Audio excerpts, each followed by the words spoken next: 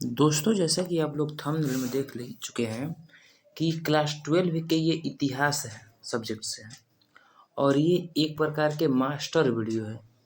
Master video बोले तो जैसे कि आप लोग को इतिहास क्लास 12 के इतिहास सब्जेक्ट में देखिएगा तो उसमें सब मिला करके 15 लेसन है और इस 15 लेसन में से आप लोग सभी में अच्छा क्वेश्चन दिया है, मतलब कि अधिक मात्रा में क्वेश्चन दिया है। तो सभी प्रकार के पाठ को एक ही वीडियो में बनाना मास्टर वीडियो का मतलब हो गया। तो 15 पाठ है सब मिला करके, उसमें से 15 पाठ के बनाने पर ये वीडियो लंबा हो जाएगा। इसको देखते हुए इसको 3 पार्ट में बनाया गया है। पहला पार्ट में 5 वीडियो और इसके अलावा दूसरे पार्ट में, तीसरा पार्ट में करके 5-5 वीडियो बनाया गया है। तो ये पार्ट 1 है और यहाँ आप लोग देखिएगा कि 50 अंक यहीं से आएंगे। जी बिल्कुल, जैसे कि आप लोगों को पता है कि हिस्ट्री में 100 नंबर के सब मिला जुला कर पूरा क्वेश्चन नंबर है 100 नंबर। इस 100 नंबर में से आप लोगों के 50 अंक सब्जेक्टिव से रहेगा और 50 ही अंक ऑब्जेक्टिव से रहेगा। तो ये ध्यान दीजिएगा आप लोग कि ध्यान दीजिए आप लोग कि 50 अंक यहाँ से आना एकदम तय है, एक गारंटी है। जितने भी ऑब्जेक्टिव क्वेश्चन है उसमें से 50 अंक यहीं से आएंगे। यदि 50 अंक नहीं आते हैं तो आप समझ लीजिए कि ये गारंटी है कि हम वीडियो बनाना छोड़ देंगे। तो है ये ऊपर थंबनेल देखेंगे, है ये 12 क्लास 12 की हिस्ट्री है, लेकिन आप लोग सभी प्रकार के कॉम्पिटेटिव एग्जाम में इसी वीडियो आते हैं। तो चलिए अब समय गवाते ना हुए हम लोग शुरू करते हैं ऑब्जेक्टिव क्वेश्चन। दोस्तों, ये वीडियो पूर्णतः आधारित है इतिहास जो कि क्लास 12 से लिया गया है। कहने को तो ये क्लास 12 का इतिहास है, लेकिन यदि आप किसी भी कॉम्पिटेटिव एग्जाम की तैयारी करते हैं तो आप इसको शुरू से लेकर के अंत तक देख लेते हैं तो अधिक मात्रा में इससे क्वेश्चन आएगा। इसके अलावा यदि आप बीपीएससी के तैयारी करते हैं, टीचर के भी तैयारी करते हैं, तो इसमें से बढ़िया क्वेश्चन आएगा। बीपीएससी जो है टीआरई 4 की तैयारी करते हैं या फिर 11-12 जो है बीपीएससी के 11-12, उसमें ये भर के क्वेश्चन इस वीडियो से आएगा, उसके लिए बहुत ही लाभदायक होगा। तो यदि आप किसी भी कंपटीशन की तैयारी करते हैं तो इस वीडियो को मिस ना कीजिए, शुरू से अंत तक देखिए। ये मास्टर वीडियो है, इसमें एक पार्ट से लेकर के और जितने भी पार्ट है 12 क्लास में सभी का ऑब्जेक्टिव इसमें दिया गया है।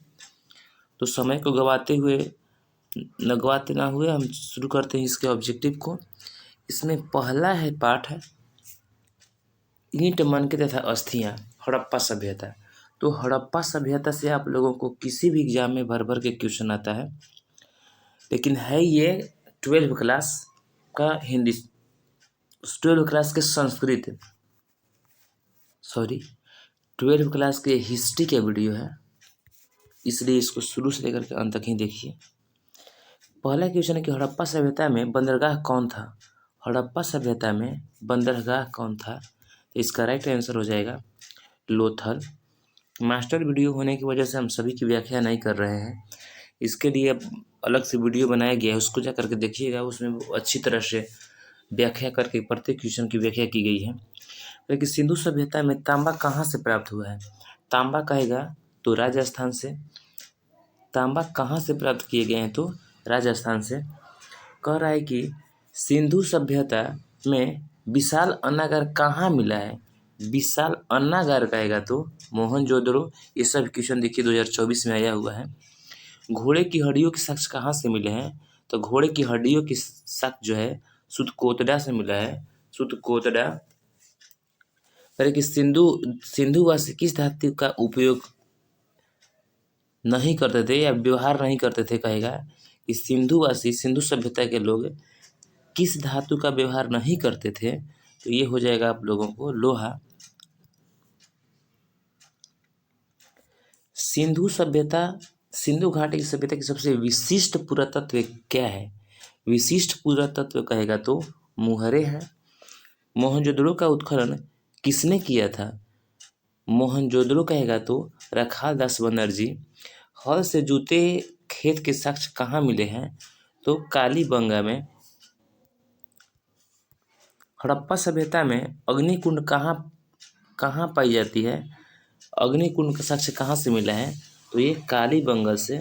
अग्निकुंड कालीबंगा, अग्निकुंड कहाँ से मिला गया है? तो कालीबंगा से। हड़प्पा संस्कृति निम्नलिखित में से किस पर आधारित थी? तो व्यापार पर आधारित थी। हड़प्पा सभ्यता की सबसे महत्वपूर्ण विशेषता क्या थी? तो नगर योजना एवं वास्तुकला। करें कि पशुपति शिव की मुहर पर किस पशु का चित्र नहीं है? किस पशु का चित्र नहीं है कहेगा तो सांड का चित्र नहीं है, बाकी है कहेगा तो बाघ का चित्र है, हिरण का चित्र है और भैंस का चित्र है। करें कि सुमेर में से प्राप्त अभिलेख में किस देश को नाविकों का देश कहा गया है? नाविकों का देश कहेगा तो मेलुहा को। नाविकों का देश मेलुहा। कह रहे कि सिंधु घाटी सभ्यता का कौन सा स्थल सिंध का बाग कहा जाता है? तो मोहनजोदड़ो को सिंध का बाग कहा जाता है। किस स्थान से शतरंज की तरह के खेल के प्रमाण प्राप्त हुए हैं? तो लोथल से। धौलावीरा किस राज्य में है? तो धौलावीरा गुजरात में है। पुरातत्व के अंतर्गत निम्नलिखित में कौन एक नहीं आता है? तो नहीं आता है तो साहित्य नहीं आता है, सिक्के भी आता है, भग्नावशेष भी आता है और अभिलेख, ये तीनों आता है लेकिन साहित्य नहीं आता है। कह रहे कि मोहनजोदड़ो का शाब्दिक मतलब क्या होता है? तो मोहनजोदड़ो का मतलब होता है मृतकों का टीला। भारतीय पुरातत्व का पिता किसे कहा जाता है? तो पुरातत्व का पिता कहा जाता है अलेक्जेंडर कनिंघम को। सिंधु सभ्यता को किस श्रेणी के अंतर्गत रखा जा गया है? तो सिंधु सभ्यता कहेगा तो आद्य ऐतिहासिक काल।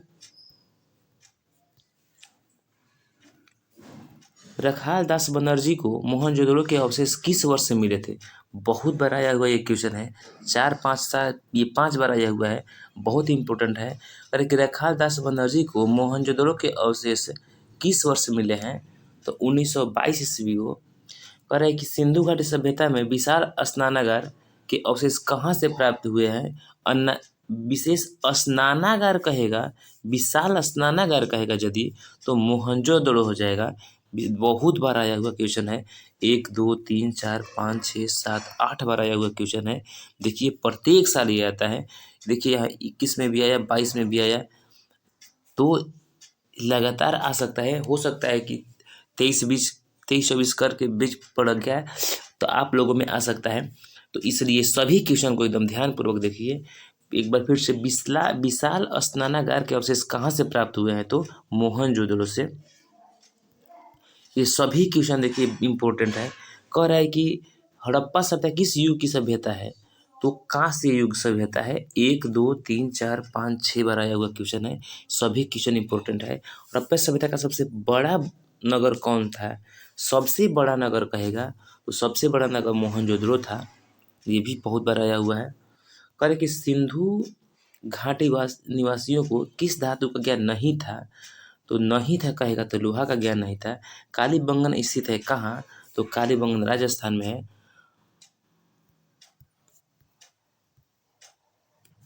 कि हड़प्पा किस नदी के किनारे स्थित है? तो हड़प्पा जो है रावी नदी के किनारे है। हड़प्पा रावी नदी के किनारे है। लोथल स्थित है कहाँ? लोथल कहाँ स्थित है? तो लोथल आप लोगों को गुजरात में स्थित है। लोथल किस राज्य में स्थित है? तो गुजरात में। सिंधु घाटी सभ्यता में मिट्टी से बने हल के प्रतिरूप कहाँ से मिला है? मिट्टी से बने हल के प्रतिरूप कहेगा तो बनवाली से।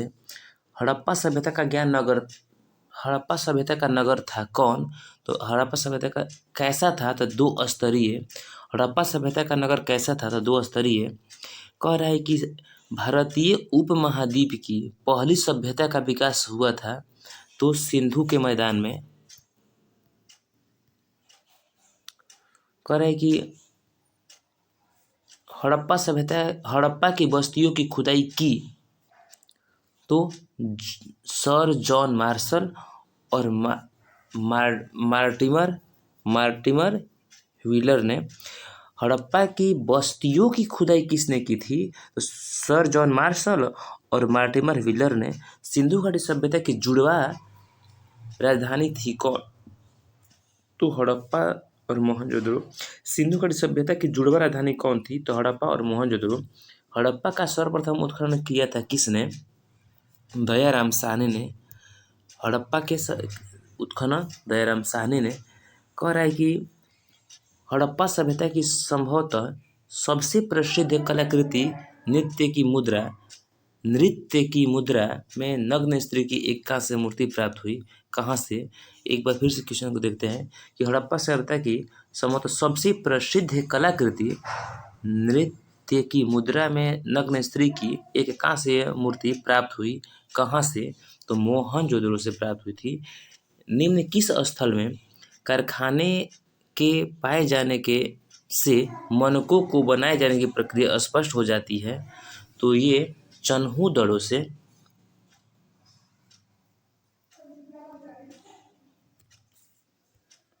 हड़प्पा की सब बस्तियों में से 2000 से अधिक मुहरें पाई गई है। हड़प्पा की बस्तियों से 2000 से अधिक मुहरें पाई गई है। ये बनी होती है किसकी? तो ये सेल खड़ी की बनी होती है। निम्न किस स्थल में खांचेदार खेत के प्रमाण मिले हैं? तो ये कालीबंगा में मिला है। हड़प्पा वासियों द्वारा कृषि फसलें कौन थी? तो ये गेहूं, जौ और तिल थी। हड़प्पा सभ्यता में पाई गई मुहरें आमतौर पर किस प्रकार की होती थी? तो चौकोर होती थी। हड़प्पा निवासी पूजा करते थे किसके? तो मातृदेवी की पूजा करते थे। हड़प्पा सभ्यता में शव साधारणतया किस दिशा में रखकर दफनाए जाते थे? तो उत्तर दक्षिण में। हड़प्पा कहाँ स्थित है? हड़प्पा कहाँ स्थित है? तो पाकिस्तान में है। हड़प्पा पाकिस्तान में। हड़प्पा टीले का उल्लेख सर्वप्रथम 1826 ईस्वी में किसने किया था? तो 1826 ईस्वी की बात कहेगा तो चार्ल्स मैसन ने। टीला देखिए यहाँ पर टीला दिया हुआ है। टीला के उल्लेख करने के लिए कहेगा तो चार्ल्स मैसन हो जाएगा। हड़प्पा सभ्यता में प्राप्त अवतल चक्की पर किस पुराविद ने प्रकाश डाला है? तो ये अर्नेस्ट मैके ने प्रकाश डाला है। कह रहे कि मोहनजोदड़ो किस भाषा का शब्द है? मोहनजोदड़ो सिंधी भाषा का शब्द है। पहली बार राय बहादुर दयाराम साहनी ने 1921 ईस्वी में कहाँ उत्खनन करवाया था? तो हड़प्पा में। सिंधु घाटी सभ्यता से बहुत क्वेश्चन आता है, इसलिए इसको बढ़िया से देखिएगा। कह रहे कि निम्नलिखित हिंदू देवताओं में से कौन सैंधव सभ्यता के प्रमुख देवता थे? तो हिंदू देवताओं में कह रहा है तो शिव प्रमुख देवता थे। सिंधु घाटी सभ्यता किसके समकालीन नहीं मानी जाती है? ये क्रीट की सभ्यता से। ये बहुत बार आप लोगों को दिया हुआ है ये क्वेश्चन ऑब्जेक्टिव, वो जो प्रतियोगिता परीक्षाओं में। बनवाली किस राज्य में स्थित है? तो बनवाली हरियाणा में स्थित है। कालीबंगन किस नदी के किनारे बसा है? कालीबंगन जो है घग्गर नदी के किनारे बसा हुआ है। कलकत्ता में एशियाटिक सोसाइटी की स्थापना किसने की थी? तो विलियम जोन्स ने। हड़प्पा सभ्यता का प्रशासन था कैसा? तो नगर पालिका जैसा। सिंधु सभ्यता में गोदीवाड़ा कहाँ से मिला है? गोदीवाड़ा कहाँ से मिला है? तो लोथल से। मोहनजोदड़ो किस नदी के किनारे स्थित है? मोहनजोदड़ो किस नदी के किनारे है? तो सिंधु नदी के किनारे। मोहनजोदड़ो किस नदी के किनारे स्थित है? तो सिंधु नदी के किनारे। हड़प्पा सभ्यता भारत के किस भाग में विकसित हुई थी? तो हड़प्पा सभ्यता पश्चिमोत्तर भाग में विकसित हुई थी। लोथल किस नदी के किनारे स्थित है? तो लोथल कहेगा तो लोथल भोगवा नदी के किनारे स्थित है। लोथल भोगवा नदी के किनारे स्थित है। सिंधु सभ्यता में मुहर बनता था किसका? तो सेल खड़ी का बनता था। तो ये रहा मेरा पाठ 1 का।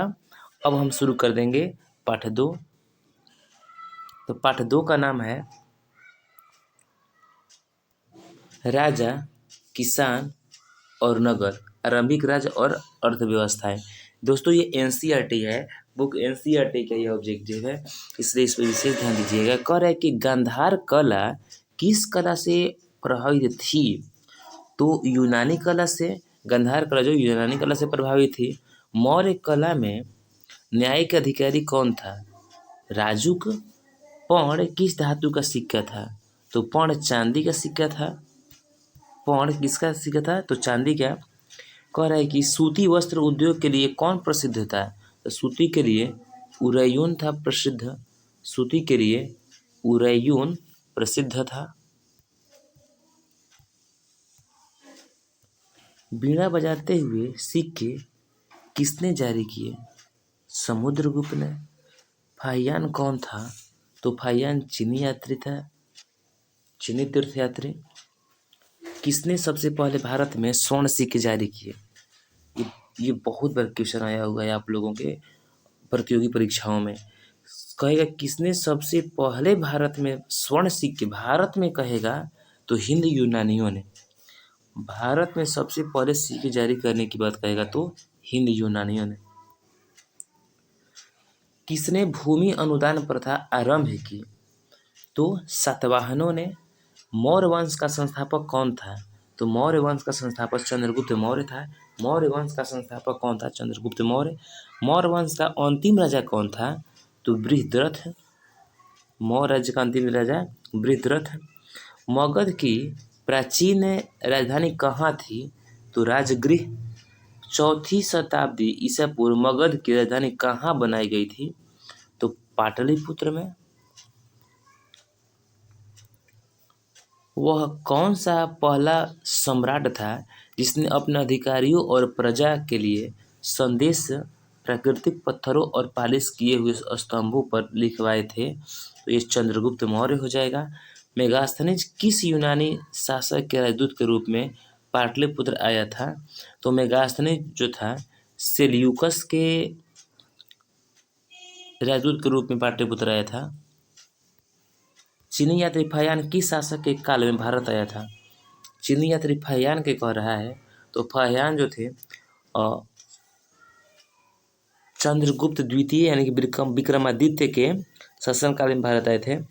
उत्तरी पश्चिमी भारत में प्राप्त अशोक के अभिलेखों में किस लिपि का प्रयोग किया गया? बहुत बार ये आप लोगों को प्रतियोगी परीक्षा में भी आया है और ये इसमें भी देखिए 5 बार आया हुआ है। तो खरोष्टी लिपि में पर एक बार फिर इसको देख लेते हैं। उत्तरी पश्चिमी भारत में प्राप्त जो अशोक के अभिलेख हैं उसमें किस लिपि का प्रयोग किया गया है? तो खरोष्टी लिपि का। पर कि बाण भट्ट की रचना कादम्बनी में किसके शासनकाल का वर्णन है? कादम्बनी में कह रहा है तो हर्षवर्धन का। पंचतंत्र की रचना किसने की थी? पंचतंत्र की रचना विष्णु शर्मा ने की थी। कामसूत्र की रचना किसने की थी? वात्स्यायन ने। कामसूत्र की रचना वात्स्यायन ने। कौटिल्य चाणक्य किसके मंत्री थे? कौटिल्य चाणक्य किसके मंत्री थे? तो ये चंद्रगुप्त मौर्य के। पाटलिपुत्र को किस राजा ने सर्वप्रथम अपनी राजधानी बनाई? तो उदयन ने। अंगुत्तर निकाय के अनुसार महाजनपदों की संख्या कितनी है? 16। मगध साम्राज्य की स्थापना किसने की थी? बिंबिसार ने। चंद्रगुप्त मौर्य का शासनकाल क्या था? 323 से 398 ईस्वी पूर्व। ईस्वी पूर्व है ये, ईस्वी सन मत देखिएगा, ईस्वी पूर्व है ये। और ईस्वी पूर्व में उल्टा पुल्टा सब चलता था। यानी कि विक्रमादित्य की उपाधि किस सम्राट ने ग्रहण की थी? विक्रमादित्य कहेगा तो विक्रमादित्य की उपाधि चंद्रगुप्त द्वितीय ने। मुद्रा राक्षस किसकी रचना है? मुद्रा राक्षस किसकी रचना है? तो विशाखदत्त की। मौर्य साम्राज्य का प्रथम शासक कौन था? तो चंद्रगुप्त मौर्य। वेदों की संख्या कितनी है? तो वेदों की संख्या 4 है। किस भारतीय शासक को नेपोलियन की संज्ञा दी गई है? समुद्रगुप्त को। 16 महाजनपदों में सबसे शक्तिशाली महाजनपद कौन था? तो मगध सबसे शक्तिशाली जनपद था। किस शिलालेख में अशोक के कलिंग विजय का उल्लेख है? अशोक के कलिंग विजय का उल्लेख 13वां शिलालेख में है। कनिष्क की राज्यारोहण तिथि है। कनिष्क की राज्यारोहण तिथि कौन सी है? तो वो है 78 ईस्वी। कह रहे कि धम्म महापात्र को किसने नियुक्त किया? धम्म महापात्र को किसने नियुक्त किया कहेगा तो अशोक ने। ये 4 बार आया हुआ क्वेश्चन है, इसलिए सब क्वेश्चन को, सब इम्पोर्टेंट क्वेश्चन है इसको, इसलिए एक एक क्वेश्चन को छोड़िएगा मत। कह रहे कि अशोक किस वंश का शासक था? 1 2 3 4 5 6 बार आया हुआ क्वेश्चन है ये। अशोक किस वंश का शासक था? तो मौर्य वंश का। भारतीय इतिहास का कौन सा काल स्वर्ण काल के नाम से जाना जाता है? स्वर्ण काल कहेगा तो गुप्त काल को कहेंगे स्वर्ण काल। प्रयाग प्रशस्ति की रचना किसने की थी? 1 2 3 4 5 बार आया हुआ है। प्रयाग प्रशस्ति की रचना किसने की थी? हरिसेन ने। मौर्यकालीन टकसाल का प्रधान कौन था? मौर्यकालीन टकसाल का प्रधान कौन था? तो लक्षणाध्यक्ष। राजतरंगिणी के लेखक कौन थे? तो कल्हड़। राजतरंगिणी के लेखक कौन थे? तो कल्हड़। अर्थशास्त्र और इंडिका से किस राजवंश के विषय में जानकारी मिलती है? अर्थशास्त्र और इंडिका से किस राजवंश के विषय में कहेगा तो हो जाएगा मौर्य वंश। अर्थशास्त्र की रचना कब हुई थी? तो 4वीं शताब्दी ईसा पूर्व में। पतंजलि के महाभाष्य में हमें जानकारी मिलती है किसकी? तो प्राक मौर्य काल की। अर्थशास्त्र के लेखक कौन थे? तो अर्थशास्त्र के कौटिल्य थे। बिंबिसार का संबंध किस वंश से है? बिंबिसार का संबंध किस वंश से है? तो ये हो जाएगा हर्यक वंश से। वज्जी को सामाजिक ग्रंथों में कहा गया है, क्या कहा गया है? वज्जी को सामाजिक ग्रंथों में क्या कहा गया है? तो गणसंघ। जनपद शब्द का शाब्दिक अर्थ क्या है? जनपद शब्द का शाब्दिक अर्थ कहेगा तो जहाँ लोग अपना घर बनाते हैं। पंच चिन्ह वाले सिक्के बने होते थे किसके? तो बी और सी यानी कि चांदी और तांबे के बने होते थे। पंच चिन्ह वाले सिक्के चांदी और तांबे के बने। अशोक द्वारा प्रचारित बौद्ध धर्म कहाँ प्रचलित नहीं हुआ कहेगा? तो ब्रिटेन में नहीं प्रचलित हुआ, बाकी सब सीरिया, श्रीलंका और जापान में प्रचलित हो गया। प्रसिद्ध ग्रंथ इंडिका की रचना किसने की थी? इंडिका की रचना किसने की थी? तो मेगास्थनीज ने। 4 बार आया हुआ क्वेश्चन है। कह रहे कि प्राचीन भारत में धम्म की शुरुआत किस शासक ने की थी? धम्म की शुरुआत कहेगा तो अशोक ने। महावीर ने पार्श्वनाथ के सिद्धांतों में नया सिद्धांत क्या जोड़ा? तो नया सिद्धांत ब्रह्मचर्य जोड़े थे। कलिंग युद्ध कब हुआ था? कलिंग युद्ध कब हुआ था? तो 261 ईस्वी पूर्व में। फूट डालकर विजय प्राप्त करने का कार्य सर्वप्रथम किस राजा ने किया था? अजातशत्रु ने।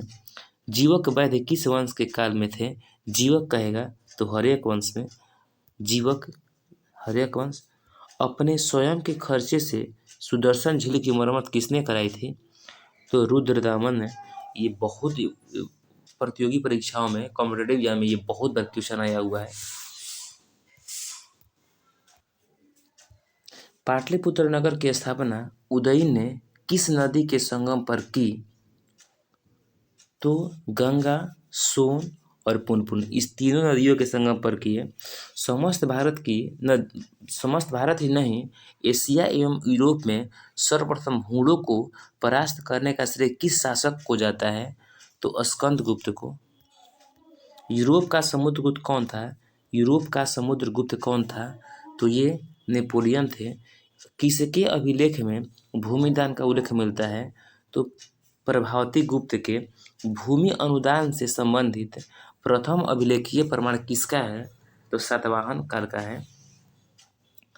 भूमि अनुदान से संबंधित प्रथम अभिलेखीय प्रमाण किसका है? तो सातवाहन काल का है।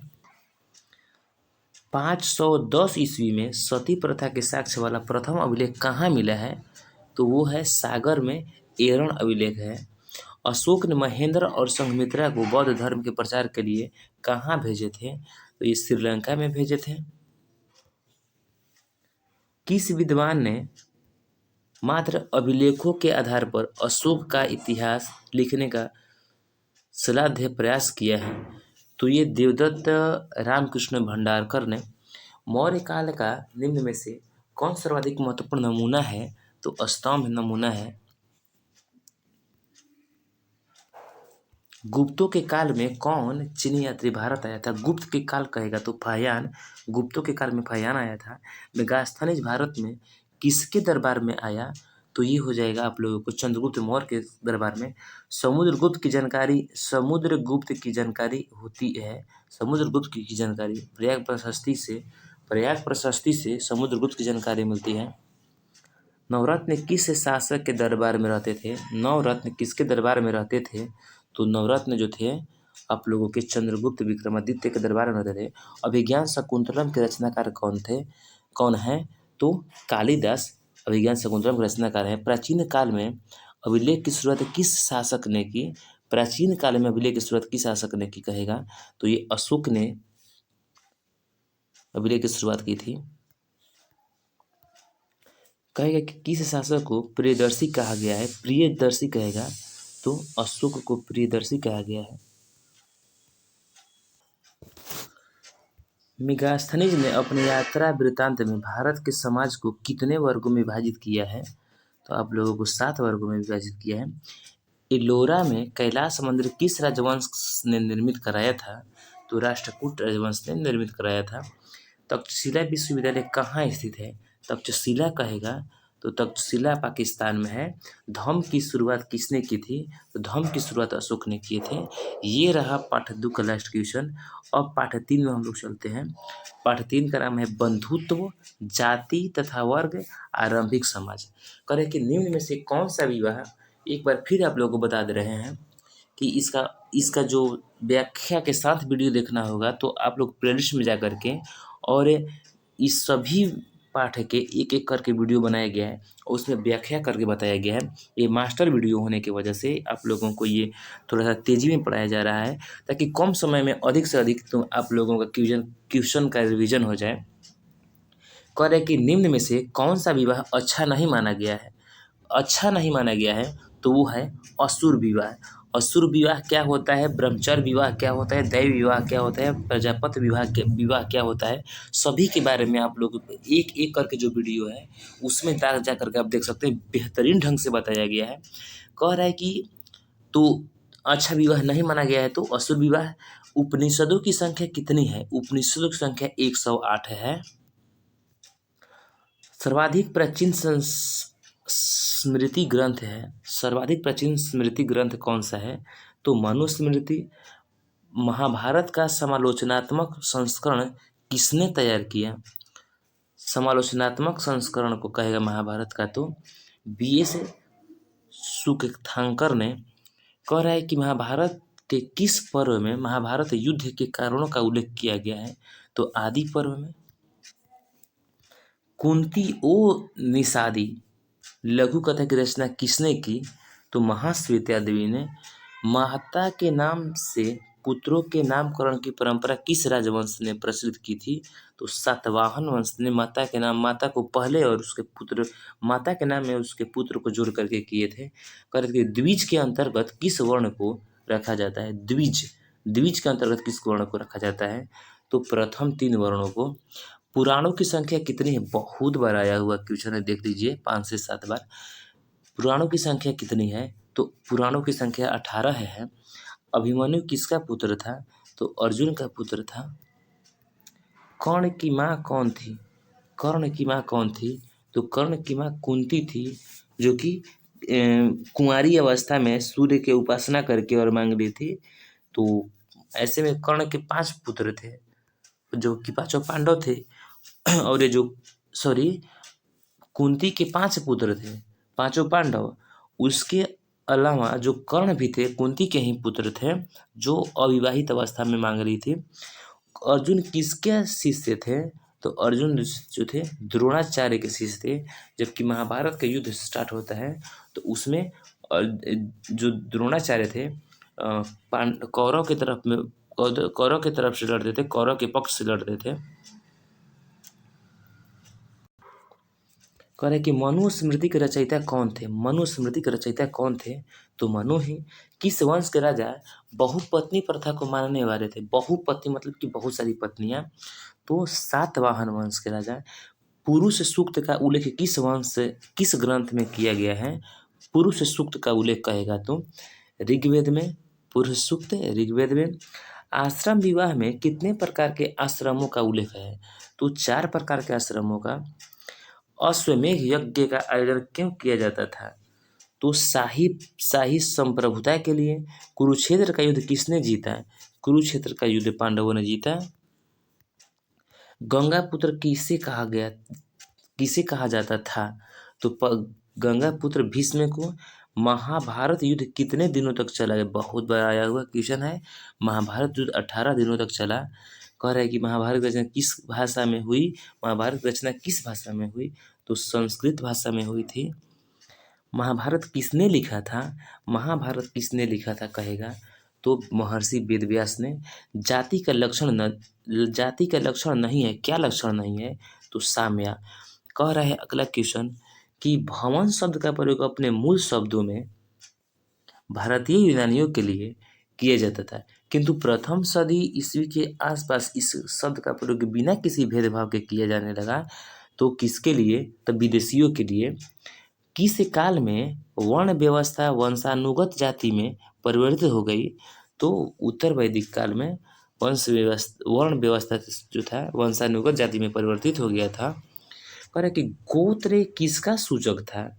गोत्र प्रत्येक उपजाति के सामान्य पूर्वज के रूप में सूचक था। निम्न में से दक्कन में रहने वाले किस कबीलाई जाति का वर्णन प्रारंभिक संस्कृत साहित्य विशेषकर महाकाव्यों एवं पुराणों में हुआ है? तो ये सभी में, यानी कि आंध्र में, पुलिंद में और स्वर में, यानी कि इनमें से सभी में।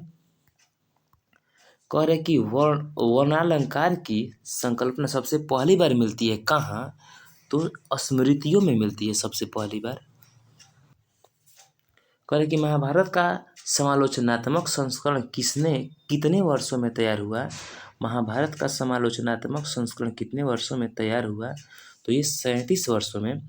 गोत्र के अंदर विवाह करना कौन सा विवाह है? गोत्र के अंदर विवाह करना अंतर विवाह है। क्या ब्राह्मणों का सार्वभौमिक प्रमाण था? तो हाँ, ब्राह्मणों का सार्वभौमिक प्रमाण था। सातवाहन राजाओं और रानियों की आकृतियां प्राप्त कहाँ उत्कीर्ण है? तो ये गुफा की दीवारों पर उत्कीर्ण है। द्रोण अद्वितीय तीरंदाज किसको बनाना चाहते थे? अर्जुन को। मनुस्मृति में कितने प्रकार के विवाह का उल्लेख है? तो मनुस्मृति में 8 प्रकार के विवाह का उल्लेख है। महाभारत में गंगा पुत्र के नाम से किसे जाना जाता है? तो भीष्म को आया हुआ क्वेश्चन है ये। महाभारत के आदि पर्व के किस अध्याय में भीष्म द्वारा 8 प्रकार के विवाहों का वर्णन किया गया है? तो 102वें आदि पर्व के 102वें अध्याय में अंबालिका किसकी पत्नियां थी? तो विचित्र वीर्य के। कह रहे हैं कि महर्षि व्यास द्वारा उत्पन्न संतान थे कौन? तो पांडु भी थे, धृतराष्ट्र भी थे और विदुर भी थे। तो ये इनमें से ये सभी थे।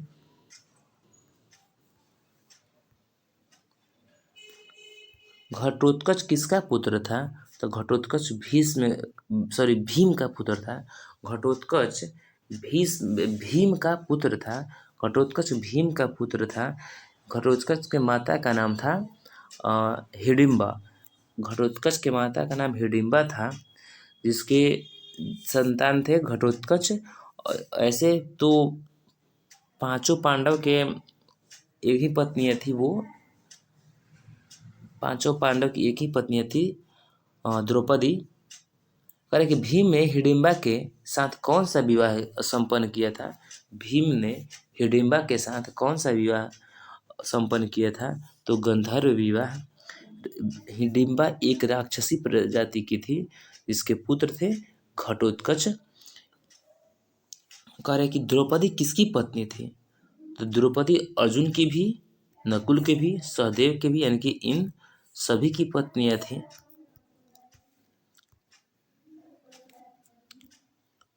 कर्मण्येवाधिकारस्ते मा फलेषु कदाचन श्रीमद्भागवत गीता के किस अध्याय में वर्णित है? तो ये द्वितीय अध्याय में वर्णित है।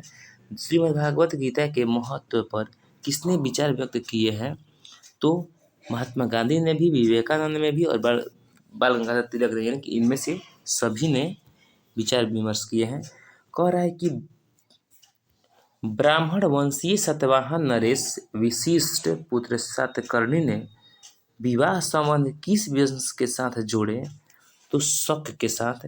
महाभारत के किस पर्व में वर्ण व्यवस्था का उल्लेख मिलता है? तो शांति पर्व में। करे कि ऋग्वेद के पुरुष सूक्त में सर्वप्रथम किस वर्ण का उल्लेख मिलता है? तो पुरुष सूक्त में कहेगा तो शूद्र वर्ण का। चंडाल अस्पृश्य माने जाते थे। जब भी वे नगर में आते थे तो उन्हें लकड़ी की आवाज करके आना पड़ता था ताकि लोग उन्हें देखने के दोष से बच सके। यह कथन किसका है? तो फाहयान का कथन है। ये चंडाल, जो चंडाल के बारे में कहे थे, फाहयान ने।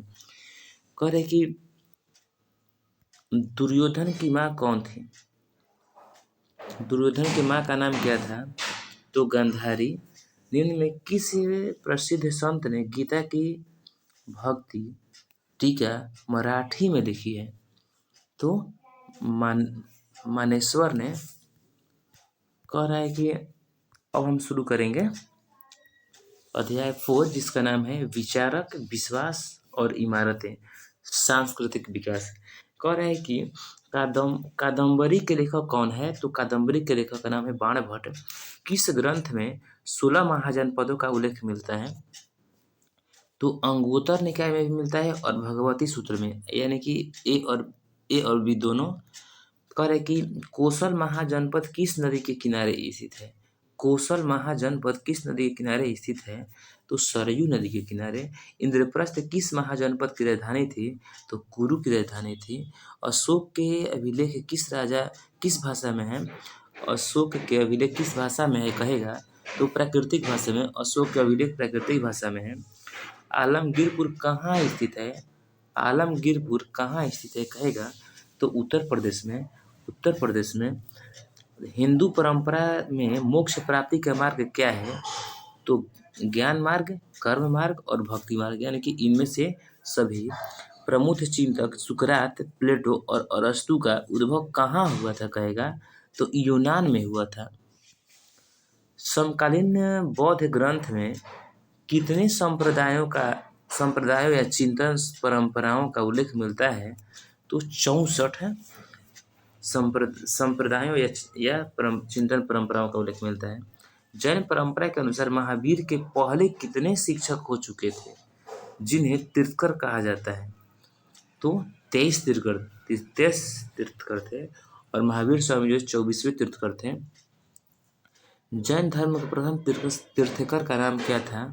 तो ऋषभदेव। जैन धर्म के प्रथम तीर्थकर का नाम क्या था? तो ऋषभदेव।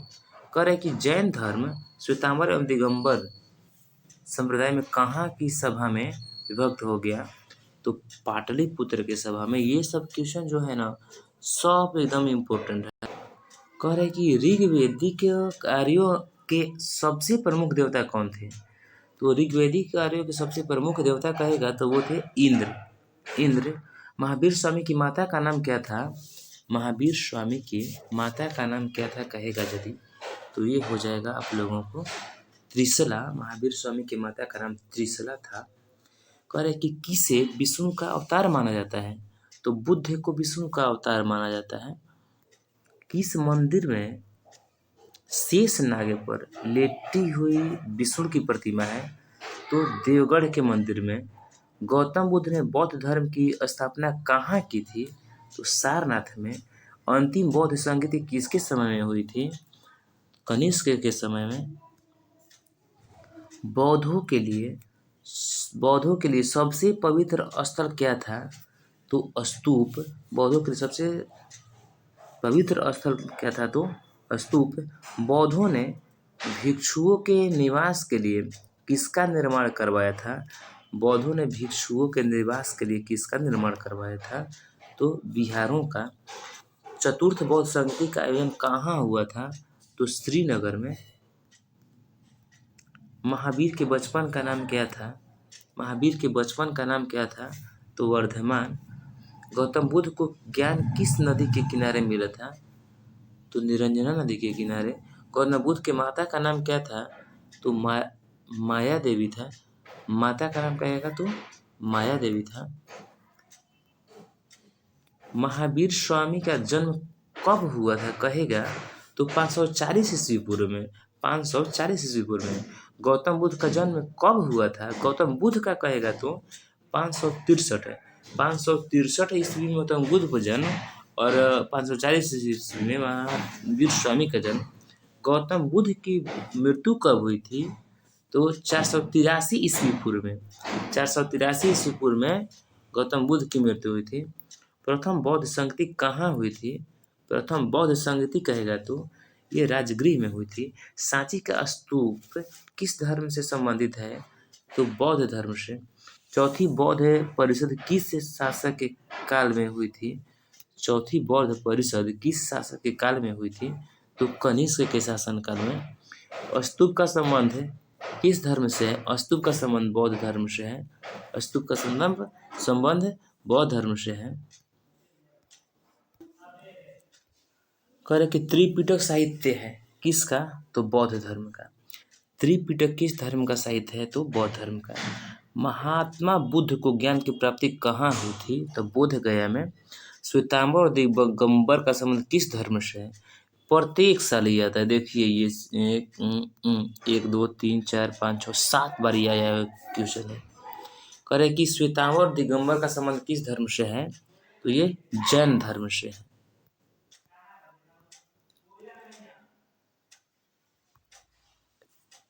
कह रहा है कि हीनयान और महायान संप्रदाय किस धर्म से संबंधित है? हीनयान और महायान कहेगा तो ये बौद्ध धर्म से है। तलवंडी में किस प्रसिद्ध संत का जन्म हुआ था? तो गुरु नानक के तलवंडी में 1 2 3 4 5 6 बड़ा हुआ क्वेश्चन है ये। करे कि बौद्ध ग्रंथ त्रिपिटक की रचना हुई थी महात्मा बुद्ध के निर्वाण प्राप्त करने के बाद। सूत विभग, खंधका, परिवार, ये 3 भाग है किसका? तो विनय पिटक के 3 भाग है। निम्न में से किस वेद में 10 मंडल, 1028 सूक्त तथा 10,580 ऋचाएँ हैं? तो ऋग्वेद में। महावीर ने पार्श्वनाथ के सिद्धांतों में नया सिद्धांत क्या जोड़ा है? तो ब्रह्मचर्य। कौन सा उपनिषद अर्थवेद से संबंधित नहीं है कहेगा? तो श्वेताश्वर उपनिषद जो है अथर्ववेद से संबंधित नहीं है। आत्मा का पुनर्जन्म मुख्य विषय है किसका? तो कौशितकी उपनिषद का। भगवान बुद्ध ने अष्टांगिक मार्ग में कौन सा सिद्धांत नहीं था? तो ये सम्यक चरित्र नहीं था। प्रारंभिक बौद्ध धार्मिक ग्रंथ किस भाषा में लिखे गए हैं? तो ये पाली भाषा में लिखे गए हैं। पर कि बुद्ध के उपदेशों का संकलन है तो बुद्ध के उपदेशों का संकलन सूत पिटक में है। बुद्ध का सारनाथ में दिया गया प्रथम प्रवचन क्या कहलाता है? तो धर्म चक्र प्रवर्तन कहलाता है। महात्मा बुद्ध को महापरिनिर्वाण प्राप्त हुआ तो कुशीनगर में।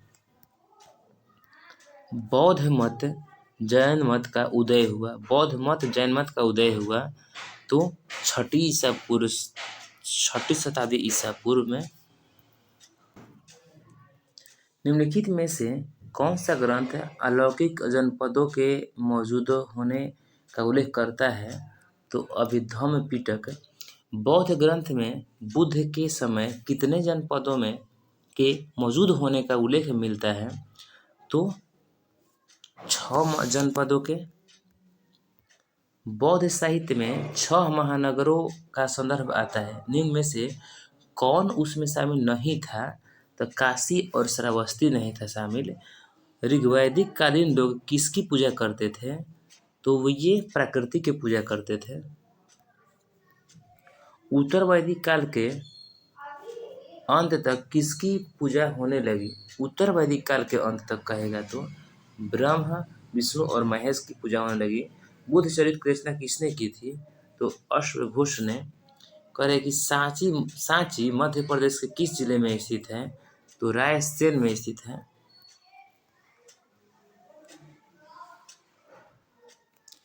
निम्न में से गौतम बुद्ध के शिष्य थे कौन?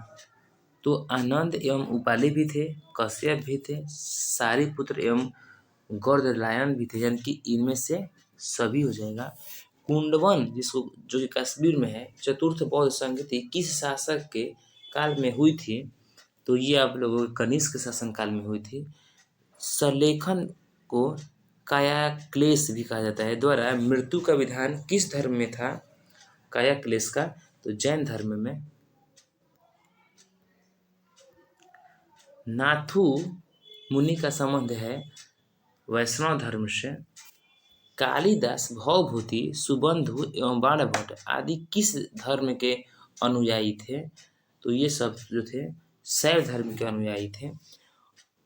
करके अपार, सुदर्शन मूर्ति एवं नंदन का संबंध किस धर्म से है? तो ये शैव मत से है।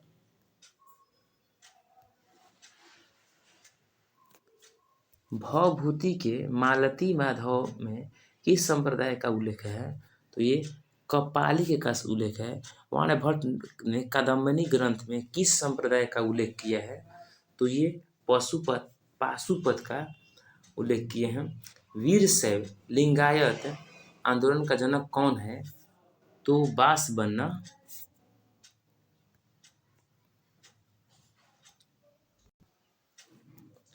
बौद्ध परंपरा में अशोक ने कितने स्तूप बनवाए? कितने स्तूप बनवाए कहेगा तो 84,000। हीनयानी पुस्तक के किस भाषा में है? तो हीनयानी पुस्तक के जो है पाली भाषा में है।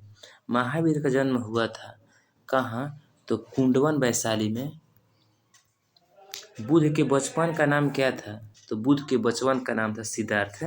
तृतीय बौद्ध संगति का आयोजन कहाँ हुआ था? पाटलिपुत्र में। महात्मा बुद्ध का जन्म कहाँ हुआ है? महात्मा बुद्ध कहेगा तो कपिलवस्तु में।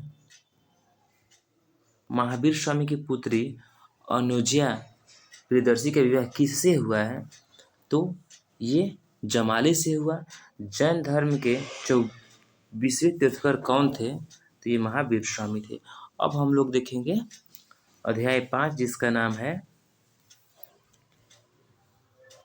यात्री। 5 पाठ का नाम है यात्रियों के नजरिए से। करें इसमें पहला क्वेश्चन है कि मुंतखब उल लुबाब किसकी रचना है? तो ये खाफी का। अलबरूनी का जन्म कहाँ हुआ था? तो अलबरूनी का जन्म हुआ था ख्वारिज्म में। कह रहे कि अगला क्वेश्चन है कि इब्न बतूता किस शासक के शासन काल में भारत आया था? तो ये मुहम्मद बिन तुगलक या एमबीटी के शासन काल में।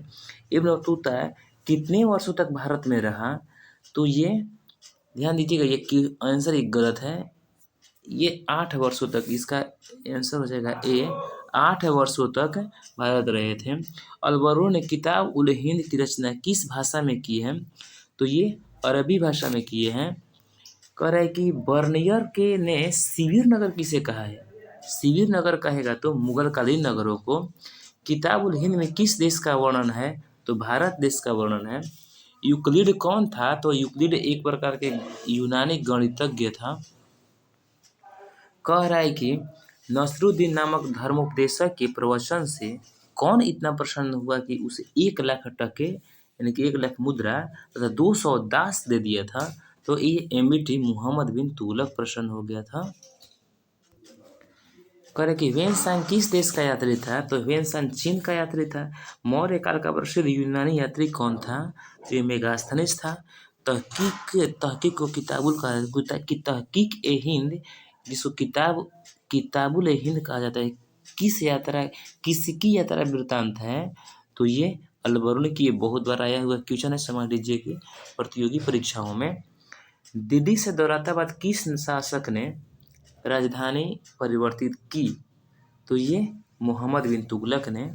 अलबरूनी किसके साथ भारत आया था? तो ये मोहम्मद गजनवी के देखिए 1 2 3 4 5 6 7 बार ये क्वेश्चन आया हुआ है। कह रहे हैं कि इब्न बतूता किस देश का निवासी था? इब्न बतूता किस देश का निवासी था? तो मोरक्को का निवासी था। इब्न बतूता ने अपनी यात्रा का विवरण किस भाषा में लिखा था? तो ये अरबी में लिखा था। गुप्त काल में कौन चीन यात्री भारत आया था? तो गुप्त काल में फाहियान भारत आया था। कह रहे कि वास्को डी गामा भारत कब आया था? तो ये 17 मई 1498 ईस्वी को भारत की जिन 3 भाषाओं के ग्रंथों के अरबी भाषा में हुए अनुवादों से अल्बर्नी परिचित था, वह कौन सा भाषा था? संस्कृत, पाली और प्राकृत था। कह रहे कि मार्को पोलो ने 13वीं शताब्दी से जिस स्थान से चलकर चीन और भारत की यात्रा की, उसका नाम क्या था? तो बैनिस। अनेक विदेशी यात्रियों ने भारत की जिन 2 चीज़ों को असामान्य माना है, वे क्या है? तो ये नारियल तथा पान को असामान्य माने हैं। कह रहे कि अल्बर्नी भारत में जिस शताब्दी में आया था, वह शताब्दी कौन थी? तो 11वीं शताब्दी। इब्न बतूता की भारत यात्रा को जिस शताब्दी से संबंधित माना जाता है, वह कौन था? तो 14वीं शताब्दी। कह कि फ्रांसवा बर्नियर जिस देश से भारत आया था, उसका नाम क्या था? तो फ्रांस से। फ्रांसवा फ्रांस से। कह रहा है कि इब्न बतूता के अनुसार उसे मुल्तान से दिल्ली की यात्रा में जितने दिन लगे थे, उनकी संख्या कितनी थी? तो 40 दिन। मुल्तान से दिल्ली आने में उनको 40 दिन लगा था। कह रहे कि इब्न मोहम्मद बिन तुगलक ने दिल्ली के काजी नियुक्त किया था। मोहम्मद बिन तुगलक ने दिल्ली के काजी नियुक्त किया था। किसको? तो इब्न बतूता को। मध्य एशिया के रास्ते होकर इब्न बतूता सन 1333 ईस्वी में स्थल मार्ग से पहुंचा था। कहाँ पहुंचा था? तो सिंध में। मेगास्थनीज कौन था? तो मेगास्थनीज एक राजदूत था। कह कि किताब उर लेहरेहला में किसका यात्रा वृत्तांत है? तो इब्न बतूता के भारत की डाक व्यवस्था का वर्णन अपने यात्रा वृत्तांत में कौन किया है? तो इब्न बतूता ने। मॉन्टेस्क्यू नामक फ्रांसीसी दार्शनिक ने किस यात्री के विवरण के आधार पर प्राच्य निरंकुशवाद का सिद्धांत प्रतिपादित किया था? तो बर्नियर ने। अब्दुल रज्जाक समरकंदी नामक यात्री ने किसकी यात्रा वृत्तांतों को पढ़ा और उससे प्रेरणा ली? तो इब्न बतूता से प्रेरणा लिए थे और पढ़े थे। अपनी आंखों के सामने सती प्रथा का दृश्य देखकर कौन विदेशी यात्री मूर्छित हो गया था? तो इब्न बतूता मूर्छित हो गए थे। लाहौर में एक 12 वर्षीय बालिका को जबरदस्ती सती बनाए जाने की मार्मिक घटना का आंखों देखा हाल किस विदेशी यात्री ने बताया है? तो वो बर्नियर ने बताए हैं। करेक्ट। मोहम्मद इब्न जुजिये ने मोरक्को के सुल्तान के कहने पर किसकी यात्रा वृत्तांत लिखा है? तो इब्न बतूता के। किस नगर का अथवा उसके किले का वर्णन प्राय अधिकांश यात्रियों द्वारा किया गया है? तो वो ग्वालियर के किले का किया गया है। कह रहे कि भारतीय अध्ययन संबंधी बाधाओं का वर्णन किस विदेशी यात्री ने किया है? तो अल्बरूनी ने किया है। मध्ययुगीन यात्रियों का सरताज किस यात्री को कहा जाता है? तो मार्को पोलो को कहा जाता है मध्ययुगीन यात्रियों का सरताज। जैसे घोंसले को पक्षी छोड़ता है, उसी तरह किसी यात्री ने यात्रा पर जाने तो अपने घर को छोड़ा। वह कौन था? तो वो इब्न बतूता था। कह रहे कि यात्रियों का राजकुमार किसे कहा गया है? तो यात्रियों का राजकुमार ह्वेनसांग को कहा गया है। कैप्टन हॉकिंस किस मुगल शासक के दरबार में आया था? तो जहांगीर के। देखिए 1 2 3 4 5 6 बार आया हुआ क्वेश्चन है। दिल्ली सल्तनत की स्थापना हुई थी, तो 1206 ईस्वी में दिल्ली सल्तनत की स्थापना हुई थी। और इस पाठ का लास्ट क्वेश्चन है कि दिल्ली के निम्नलिखित विद्वानों में से कौन सा सर्वप्रथम भारत आया था? तो सर्वप्रथम भारत आया था कहेगा तो फाहियान